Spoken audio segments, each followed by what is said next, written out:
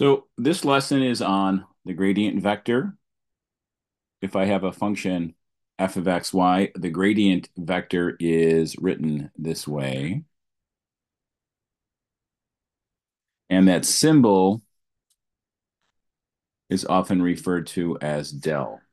So the gradient of f is sometimes called del f. Now what is that in regards to two dimensions? Del f of xy is a vector.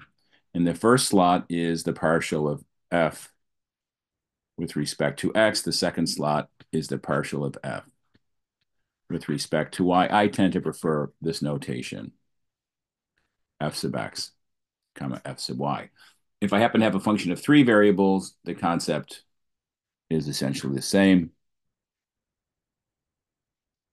Del f of x, y, z is f sub x, f sub y, f sub z. So we have a function of several variables. We construct this gradient vector del f. Now, what is it? What do we recall? In an earlier discussion, we talked about the directional derivative.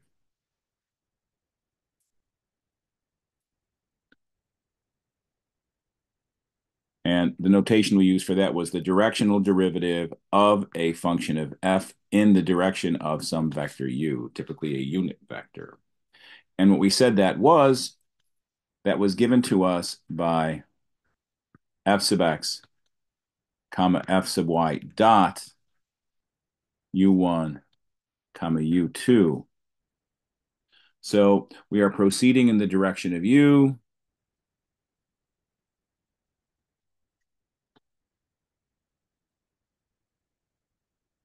And let's call it unit vector u.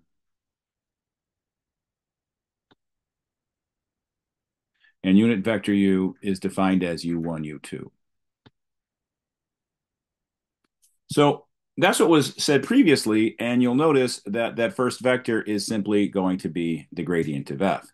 So if I want to find the directional derivative of u of f in the direction of u, it is simply going to be the gradient of f dot product with that vector u.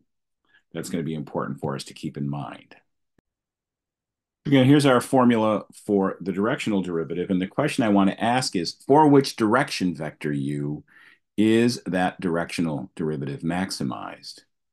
In other words, which direction should I head from the point I'm at so I get the greatest increase in altitude in the shortest amount of time?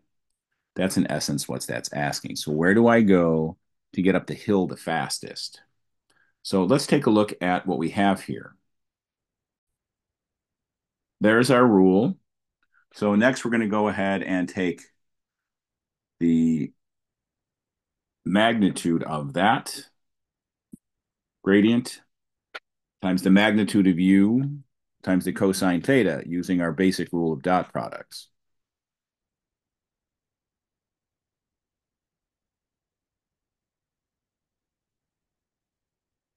Remembering, of course, u dot v is mag u, mag v cos theta. So mag gradient f dot u mag del f, mag u cos theta. So where does that land me? The directional derivative is the magnitude of the gradient of f. The magnitude of u is just 1 times the cosine of theta. Now, when is this maximized? So think about that for a second. When is this maximized? Well, that happens when cosine of theta equals 1. And when does cosine theta equal 1? When theta is 0. So what does that mean if theta is 0? That means the angle between the gradient and the vector u should be 0. In other words, u and the gradient of f have to be in the same direction. So that directional derivative is maximized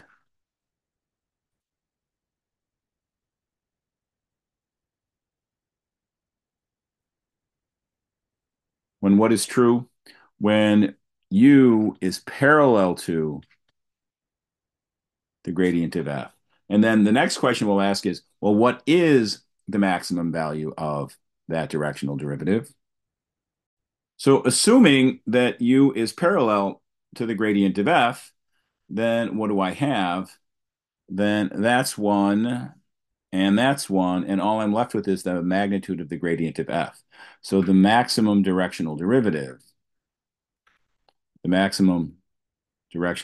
is simply the magnitude of the gradient of f. So here's our question. F of xy is 3x squared y plus 2x plus 4y. We have a point located at 1, -2. And the question is, in which direction is that directional derivative maximized? And what is that maximum value? Well, let's answer that question by first computing the gradient. So recall the gradient of f is a vector made up of f sub x and f sub y. So there's our computation. The partial of the sum is the sum of the partials. Pulling out 3y because it's perceived as a constant times the derivative of x squared. Partial of 2x is 2. Partial with respect to x of 4y is 0 because 4y is considered a constant. And we get 6xy plus 2 for f sub x. Let's do the same thing for f sub y. So similar thing, partial of the sum is the sum of the partials. Pull out the x squared. This is 1. That's perceived as a constant. That's 0. Derivative of 4y is 4. And we get 3x squared plus 4. So we have these two partial derivatives. Putting them together gives me the gradient.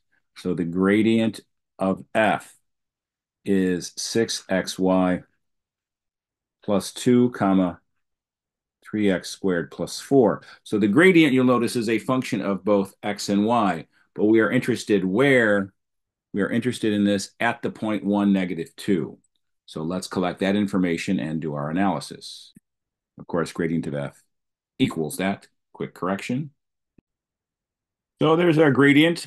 Plugging in the point 1, -2, I get a direction of -10, 7.